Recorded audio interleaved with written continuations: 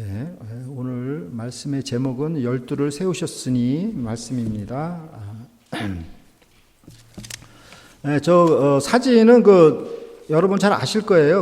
윌리엄 블레이크라고 영국의 시인이면서 화가입니다. 이 사람은 이제 정규 학교 교육은 이제 받지 못한 사람이지만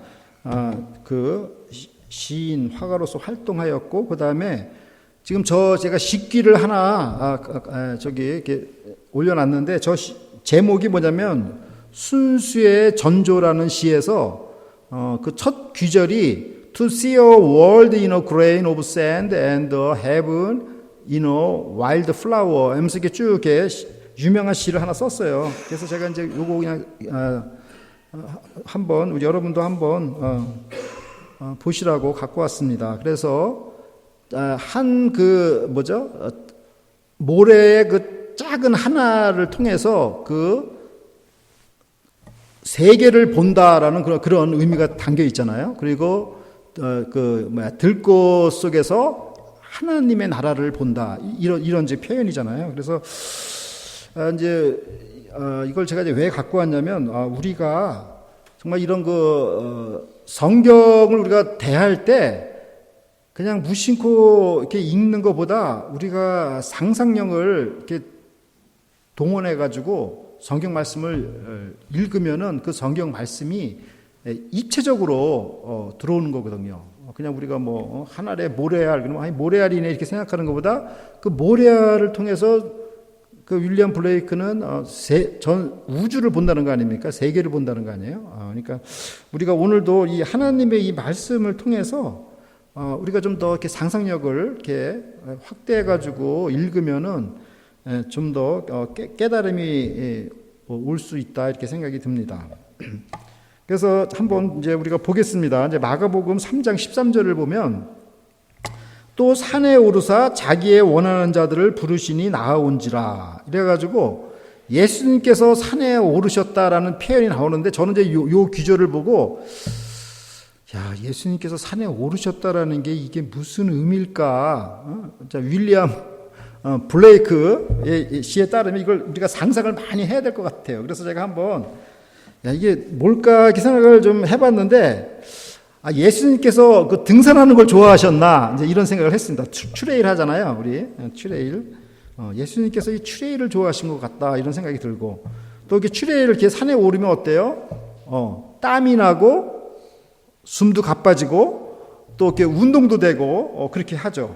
그리고 주님께서는 주로 이제 이렇게 기도하실 때 또 이렇게 산에 오르시고 이렇게 하였습니다.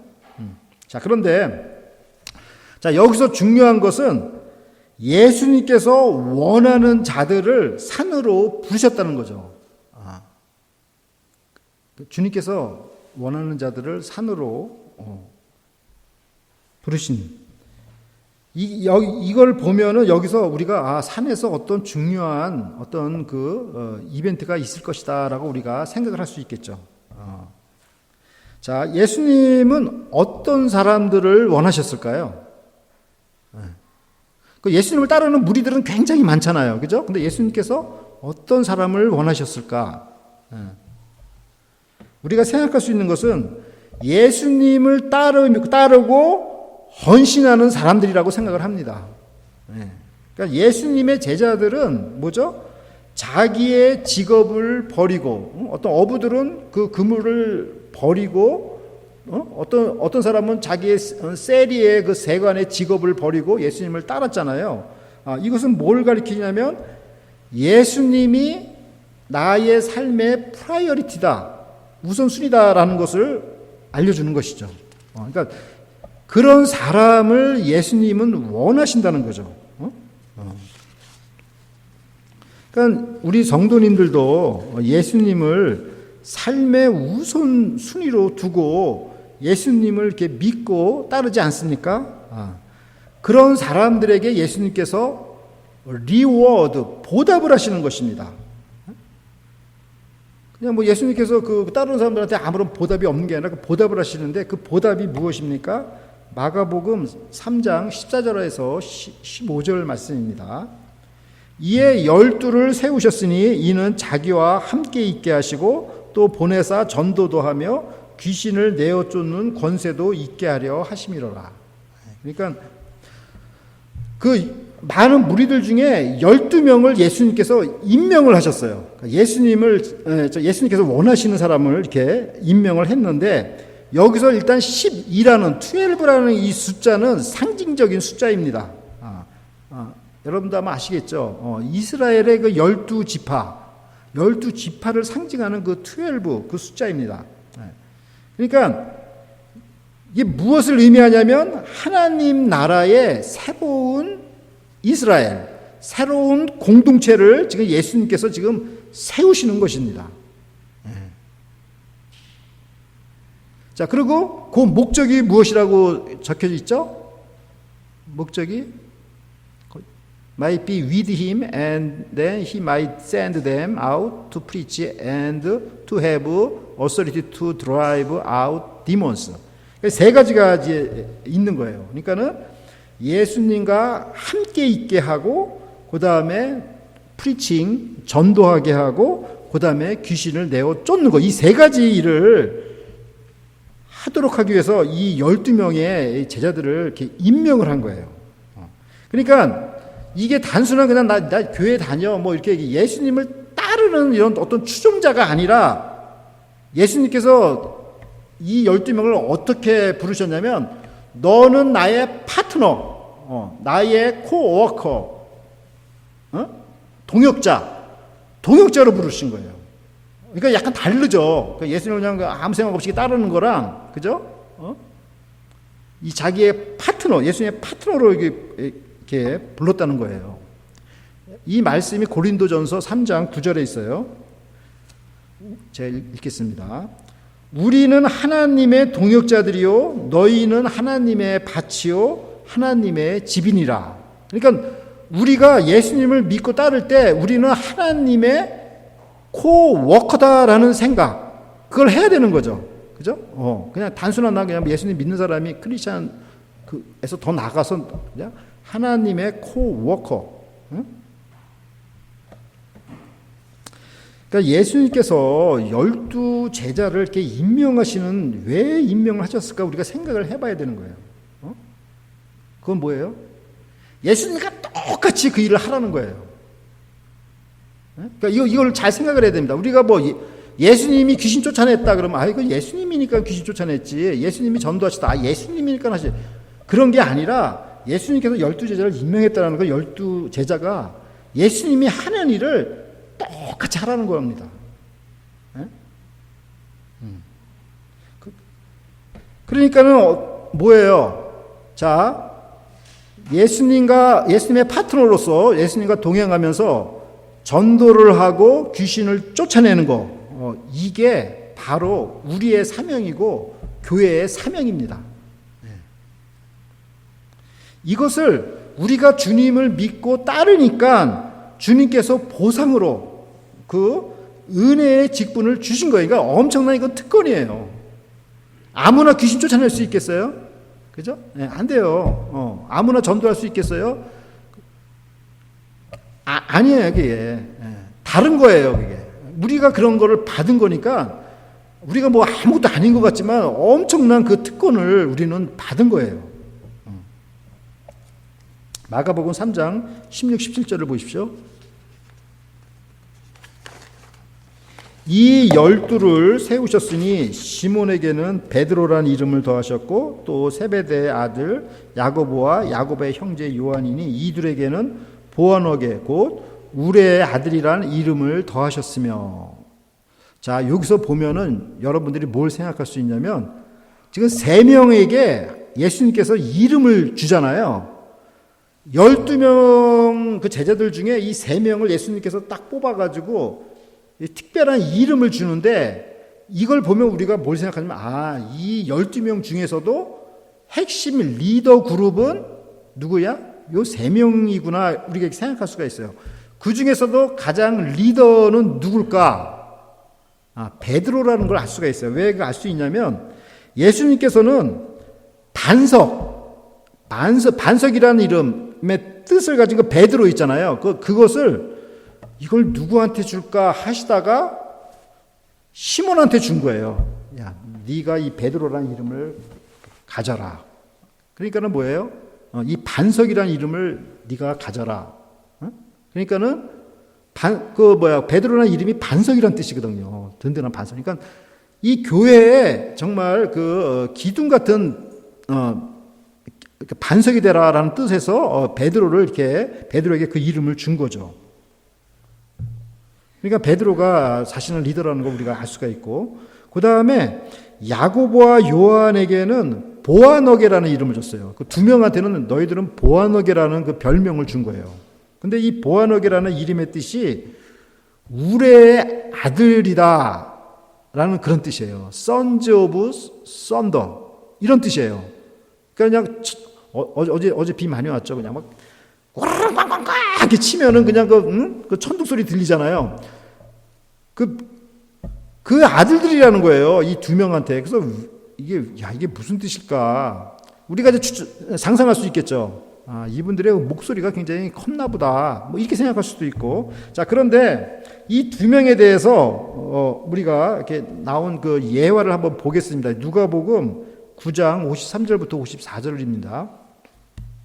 예수께서 예루살렘을 향하여 가시는 거로 저희가 받아들이지 아니하는지라 제자 야고보와 요한이 이를 보고 가로되 주여 우리가 불을 명하여 하늘로 쫓아 내려 저희를 멸하라 하기를 원하시나이까.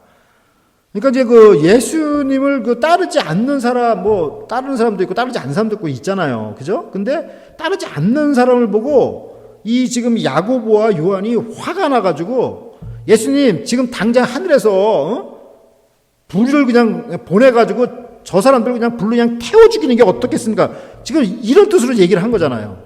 그러니까 얼마나 과격한 거예요. 그죠? 그러니까 이 두 명, 야고보와 요한에게 예수님께서 이 이름을 주지 않았나? 너희는 Sons of Thunder, 우리의 아들들이다. 그런데 나중에 여러분 보시면은 그 사도 요한, 이 요한이 요한복음, 요한 1, 2, 3서, 요한계시록 이것을 다 기록하면서 특히 요한 1, 2, 3서를 읽으면 그 사랑장이라고 하잖아요. 그냥 사랑이 충만한 사랑의 사도로 변한 걸 우리가 알 수가 있죠. 이렇게 그냥 Thunder, Son of Thunder가 이렇게 변화된 걸 나중에 알 수가 있습니다. 자, 그리고 우리 나머지 또 9명의 제자들을 보겠습니다. 마가복음 3장 18절에서 19절을 보십시오.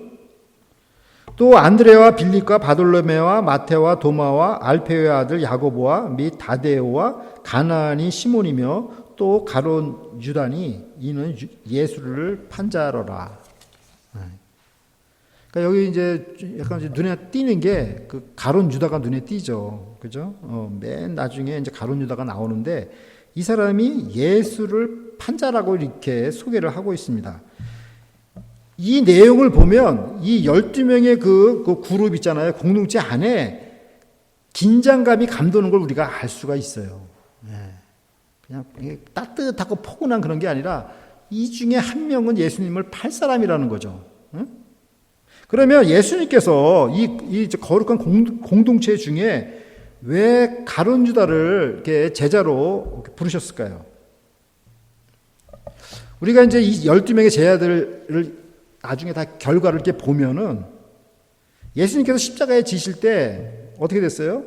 가룟 유다는 예수님을 팔고 자기는 자살했잖아요. 그죠? 또 그 리더, 최고 리더 베드로는 뭐라 그랬어요?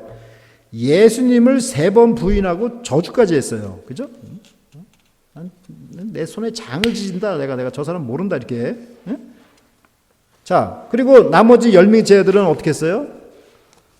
다 도망갔습니다. 다 도망가서. 한 명 남자가 다 도망가서. 결국은 예수님의 시신을 누가 내렸냐면 아리마대 요셉이라는 사람이 그 시신을 내렸어요. 그러니까는 이 예수님 앞에서 이 12명의 제자들은 다 죄인들이에요. 근데 주님께서 이 제자들이 이렇게 할 것을 몰랐겠어요? 네, 다 아셨죠. 주님은 다 아셨습니다. 네.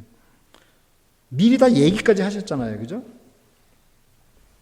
자, 그러면 왜 가룟 유다를 이 공동체 속에 넣었을까? 우리가 한번 생각을 해봐야 되겠어요. 일단은 자, 요한복음 13장 1절을 한번 보겠습니다. 6월절 전에 예수께서 자기가 세상을 떠나 아버지께로 돌아가실 때가 이른 줄 아시고 세상에 있는 자기 사람들을 사랑하시되 끝까지 사랑하시니라.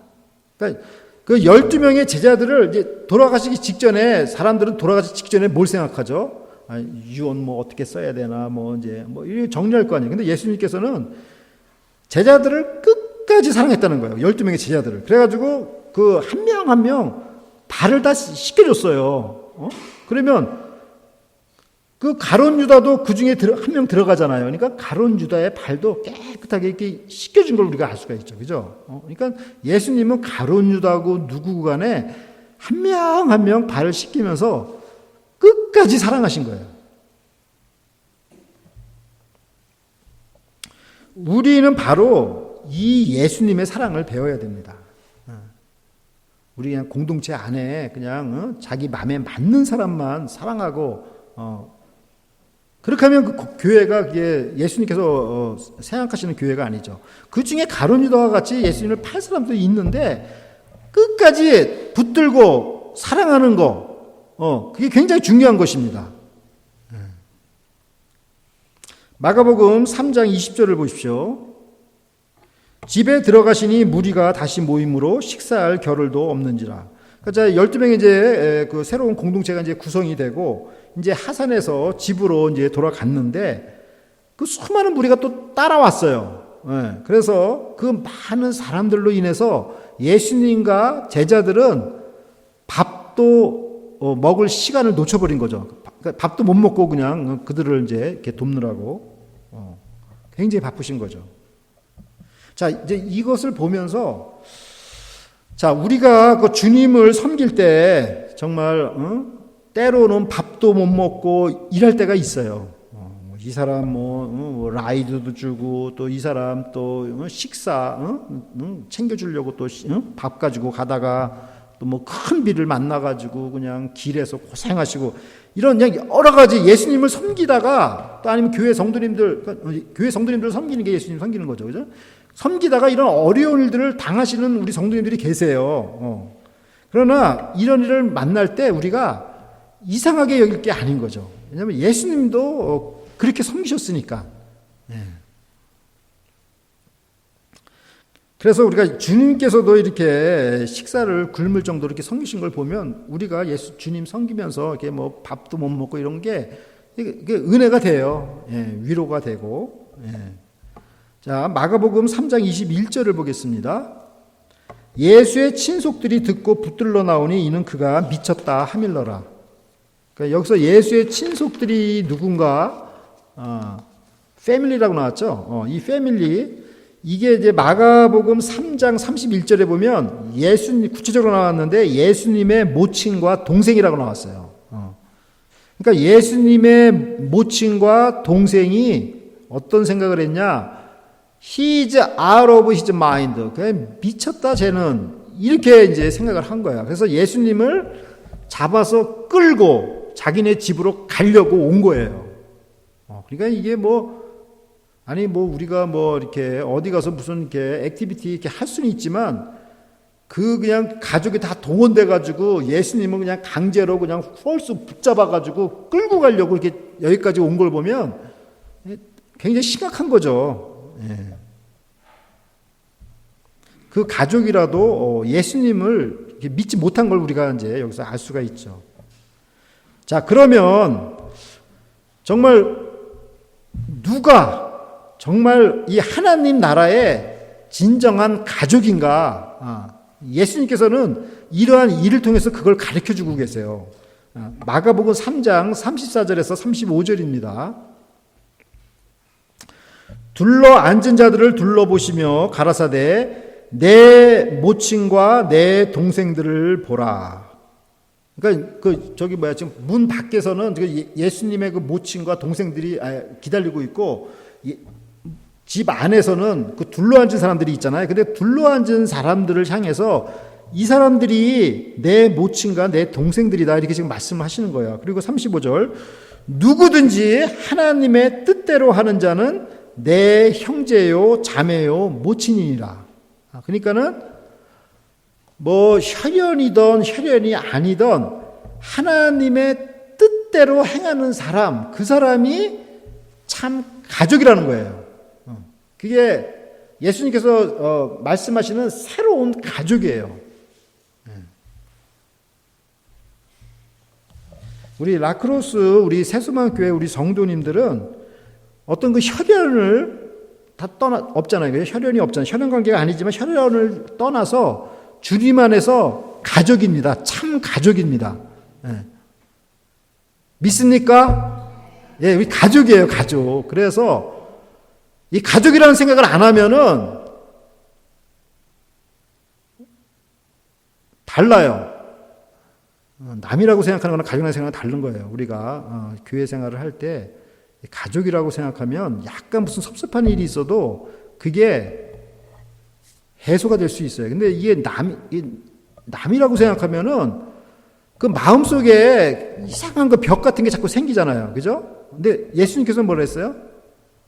가족이다, 가족. 예수님을, 주님의 뜻대로 하는 사람들은 너희가 가족이다. 며칠 전에 우리 사위가 웬만해서 얘네들이 기도 제목을 잘 이렇게 공유를 안 하는데 요번에 새로운 직장을 인터뷰한다고 기도를 해달라고 그리고 자기 꼬맹이 요만 4살짜리 꼬맹이 그냥 손 붙잡고 기도를 했다는 거예요. 그 새로운 취직을 위해서. 그래서 우리 그냥 아침에 눈만 뜨면 며칠 동안 계속 그걸 기도를 했거든요. 가족이기 때문에 이렇게 기도를 했거든요. 그죠? 근데, 자, 우리가 이제 가족을 위해서는 그렇게 기도를 해요. 그죠? 근데 예수님께서, 참 가족은 주님의 뜻대로 하는 사람이 참 가족이다. 그러니까 우리 세수만교회 성도님들을 위해서 우리가 그 가족, 그 똑같은 심정으로 우리가 기도를 해야 되는 거예요. 그래서 우리가 이렇게 우리 헬렌킨 전사님이 가끔 물어보시잖아요. 이게 뭐 기도 제목이 뭡니까? 이렇게. 그게 참 좋은 겁니다. 이게 진짜. 기도 제목을 이렇게 나누는 게 참 좋아요. 엊그제는 우리 금요일날 성역 공부하는데 우리 황인의 자매님이 저 네 과목 시험 보는데 기도 좀 해주세요 그러더라고. 그래서 야 이거 다른 건 몰라도 이것을 위해서 꼭 기도를 해야 되겠다. 왜냐면 생각이 안 나면 기도를 못 하잖아요. 그죠? 근데 얼마나 다급하면 우리 정말 학생이 공부하는데 지혜를 좀 달라고 이렇게 물론 본인도 열심히 기도를 하겠죠. 그렇지만 우리 성도님들이 이렇게 기도를 해주셔서 정말 또 우리 이내자매님 또 우리 은서자매님 그냥 학교에서 공부 잘하고 또 우리 김기철 집사님도 학교에서 강의를 잘할 수 있도록 또 민권이 민준이 민석이가 주님의 말씀으로 잘 잘할 수 있도록 이게 전부 다 기도 제목입니다. 우리가 이런 기도 제목을 가지고 우리가 서로 기도를 해야 됩니다. 자, 그래서 우리가 오늘 말씀을 이제 3가지 키워드로 우리가 묵상을 하고자 합니다. 첫 번째 콜링, 두 번째 커뮤니티, 세 번째 캐릭터리스틱스. 그래서 콜링, 그 부르심입니다. 예수님께서는 원하시는 자들을 산에서 불러서 12명의 제자들을 임명하셨습니다. 요걸 사도 바울이 이거를 에베소서 1장 4절에 잘 이렇게 설명하고 있습니다. 그러니까 에베소서 1장 4절 말씀은 여러분께서 암송하시면 참 좋을 것 같아요. 왜냐하면 이것은 부르심의 진짜 소위 말하는 끝판왕이라고 우리가 할 수가 있어요. 제가 읽어드리겠습니다. 곧 창세전에 그리스도 안에서 우리를 택하사 우리로 사랑 안에서 그 앞에 거룩하고 흠이 없게 하시려고. 이 에베소서 1장 4절 말씀입니다. 그러니까 하나님께서 우리를 부르신 것은 창세 전에 부르신 거예요. 그러니까 우리가 그게 뭐 이해가 될지 안 될지 모르겠지만 성경 말씀은 뭐 한치의 오차가 없습니다. 예, 성경 말씀은 그냥 이 진리의 말씀이에요. 성경 말씀은 변하지 않습니다. 예, 성경 말씀 변하지 않고 우리가 이 하나님의 말씀을 이해하는 그 태도가 바뀌겠죠. 그러니까 지금 이 에베소 1장 4절 이 말씀 창세 전에 하나님께서 우리를 이미 택하신 거예요. 부르신 거예요.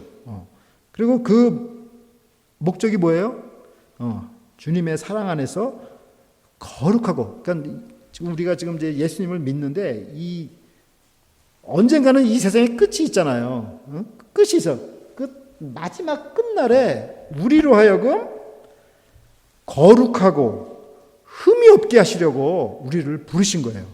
그게 모든 인생의 목표예요. 네. 그러므로 주님께서 우리를 택하신 것은 이 세상이 이 창조전에 택하셨다. 이것을 우리가 믿어야 되죠. 그리고 그 목적은 사랑 안에서 거룩하고 흠이 없게 하시기 위함입니다. 자, 그런데 이게 정말 가능할까라는 이제 생각이 들죠. 이게 정말 우리가 흠이 없고 거룩한 사람으로 우리가 설 수 있을까? 불확실하잖아요. 그죠? 이게 정말 그렇게 될 수 있을까? 그래서 예수님께서 십자가에서 피 흘려 돌아가신 것입니다. 이 문제를 해결해 주시기 위해서. 인간이 얼마나 연약하고 정말 불완전하고 정말 불확실합니다. 미래가 어떻게 될지 몰라요. 그러니까는 주님을 믿으면서도 달달달달 이렇게 떨어요.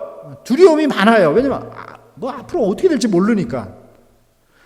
그러니까 하나님께서 확실한 그 맹세로 예수님이 새 언약이 되게 해서 우리의 그 불확실함을 확실하게 해주신 것입니다. 우리 인간의 불확실한 미래와 연약함 때문에 예수님께서 우리의 죄를 사하시려고 십자가에서 피를 흘리신 것입니다. 이것보다 더 확실한 것이 없어요. 우리가 아무리 넘어지고 쓰러지고 의심이 생긴다 할지라도 예수님의 십자가를 바라보면 저 십자가가 나의 죄를 사하시기 위해서 예수님께서 피를 흘리신 거구나. 그것으로 우리가 회복할 수가 있어요. 우리가 이 십자가만 바라보면 담대하게 일어설 수가 있습니다. 자, 두 번째 커뮤니티 공동체입니다. 예수님은 혼자 구속사역을 하셔도 되잖아요. 그죠? 혼자 십자가에 돌아가시고 또 3일 후에 부활하시고 승천하시고 혼자 이렇게 하셔도 되는데 왜 굳이 12명의 공동체를 이렇게 구성을 하셨을까요? 아까도 말씀드렸다시피 12의 그 숫자는 상징적이고 이스라엘의 12지파, 즉 새로운 이스라엘의 탄생을 의미하는 것입니다. 그리고 이 12명의 공동체가 바로 예수님께서 하신 일을 똑같이 하도록 하기 위함입니다. 그러니까 뭐예요? 진짜 우리 각자가 작은 예수가 되는 것입니다. 우리가 주님의 파트너로서 전도하고 귀신을 쫓아내는 일이 그게 바로 우리의 주된 업무입니다. 예수님께서 이거를 가장 관심이 있어 하시는데 나는 그런 거 몰라요 하면 안 되겠죠. 그죠? 이게 예수님께서 우리한테, 그러니까 우리가 예수님이 하신 걸 우리가 똑같이 해야 되는 거죠. 전도하고 귀신을 내어 쫓고. 자, 미국에 우리가 여러분도 이렇게 보시다 보면 미국에 얼마나 귀신들이 많아요. 그냥 막 총으로 막 암살하고 이런 게 비일비재하잖아요. 그것뿐만이 아니에요. 보니까 음란 귀신, 무슨 마약 귀신, 무슨 알코올 귀신, 이런 게 너무너무 많아요. 다 귀신이라고 생각해요, 저는. 그게. 이런 게 성행해가지고 결과적으로 어떻게 돼요? 그 가정이 다 파괴가 됩니다. 귀신들의 저기는 그냥 가정을 그냥 파괴시킵니다. 우리는 그냥 그런 것도 모르고 그냥 막 당하는 거죠.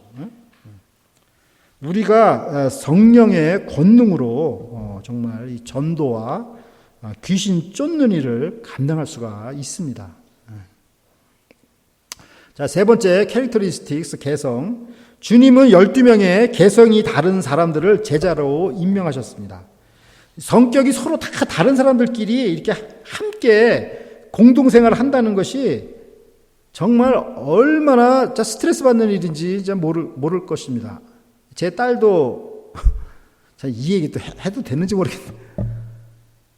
우리 딸도 대학교 다닐 때 쿠루 캠퍼스 캠퍼스 선교단체인데 그 안에서 공동생활 14명이 공동생활을 했어요. 그러면은 크리스찬 공동생활이니까 얼마나 거룩하겠어요. 근데 그게 아니라 그냥 우리 딸 얘기 들어보면 그냥 엄청나게 그냥 막 인종차별에다가 엄청나게 스트레스를 받는 거예요. 그래가지고 내가 그냥 빨리 나오라고 거기서 막 그랬는데 우리 딸이 그러면 제가 지는 거죠. 끝까지 여기서 잘 해서 이겨야죠. 이래가지고 끝까지 이제 공동생활을 이렇게 했는데 마찬가지예요. 이게 우리가 공동생활 같이 한다라는 게 서로 다 성격도 틀리고 취향도 틀리고 다 달라.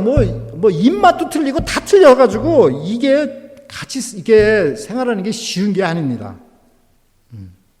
근데 예수님께서 왜 이렇게 공동생활을 이렇게 묶어놨을까요? 그냥 각자 혼자 그냥 예수님 잘 믿게 각자 믿으면 좋을 텐데. 예. 근데 이 성향과 이거 취향이 다 다른 것을 이 사도 바울은 이걸 굉장히 이제 긍정적으로 본 것입니다. 사도 바울은 이걸 어떻게 설명을 했냐면 사람의 각 지체로 표현을 했어요. 그러니까는 우리 사람의 이 몸을 보면은 눈, 귀, 코, 입, 손, 발, 머리 등 다 그 생김새와 그 기능이 다 다르지만 각자 그 중요한 역할이 있다는 것입니다. 그러므로 어느 것이 더 중요하고 어느 것이 덜 중요하고 이렇게 판단할 수가 없다는 거예요. 오히려 가장 약하게 보이는 그 부분이 절대적으로 필요한 부분이 될 수도 있는 것입니다.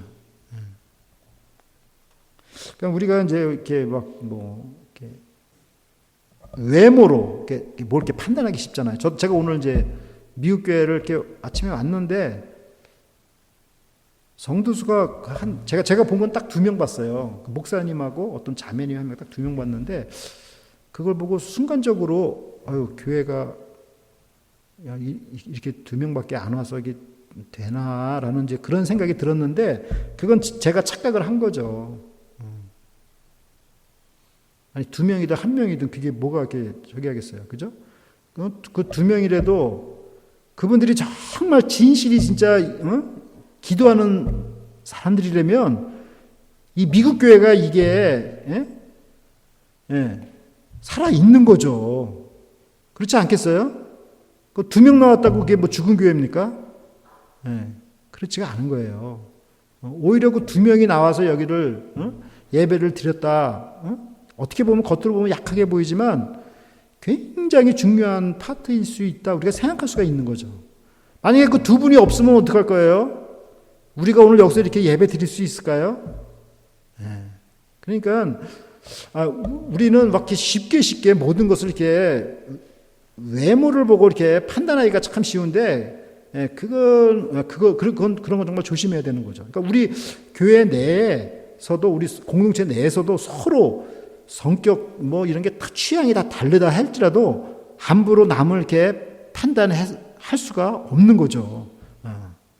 그 각자 하나님께서는 그 개성을 다 주신 거죠. 그래서 각자 그 개성에 맞게 자기의 받은 바 그 탤런트가 다 있잖아요. 어느 분은 요리를 잘하시고, 어느 분은 침을 잘 놓으시고, 어느 분은 라이드를 잘 해주시고, 다 각자 그 탤런트가 있는데 그것을 잘 하시는 게 그게 건강한 교회죠. 사랑하는 라크로스 새소만교회 성도 여러분, 예수님께서는 산에서 12명의 제자들을 임명하셨습니다. 이는 예수님께서 원하신 사람들입니다. 우리는 이 세상이 창조되기 이전에 주님의 부르심을 받게 되었습니다. 그 목표는 주님의 십자가의 사랑 안에서 거룩하고 흠이 없는 자로 서는 것입니다. 12명의 제자들은 개성이 서로 다른 다양한 성격의 사람들이지만 이들이 주님 안에서 한 몸을 이룰 때 주님께서 맡겨주신 일을 효과적으로 감당할 수 있습니다. 전도서 4장 12절 말씀입니다. 한 사람이면 패하겠거니와 두 사람이면 능히 당하나니 삼겹줄은 쉽게 끊어지지 아니하느니라. 예수님은 교회라는 공동체를 통해서 그의 사역을 강하게 하시고 사용하십니다. 한 사람보다는 12사람이 더 강할 것입니다. 라크로스 세수만교회가 삼겹줄처럼 힘을 합해서 강한 공동체가 되어서 이 땅에서 전도를 통해 또 귀신을 쫓아내고 하나님의 나라를 세워나가시는 귀한 공동체가 되기를 간절히 기도드립니다. 다음에 다 함께 기도드리겠습니다. 하나님 아버지, 세상이 창조되기 이전에 저희를 부르시고 구원하심을 감사드립니다. 주님의 크신 십자가의 사랑으로 세상 종말의 때에 하나님 앞에서 흠없고 거룩한 백성으로 서게 하여 주시옵소서. 저희 교회가 하나님 나라의 참 가족으로서 서로 기도하는 공동체가 되게 하시고 이 땅의 귀신들을 쫓아내게 하여 주시옵소서. 주님의 동역자로 삼으심을 감사드립니다. 성령께서 저에게 권능 주시고 담대하게 복음을 전하게 하여 주시옵소서. 감사드리며 예수 그리스도의 이름으로 기도드립니다. 아멘. 플리즈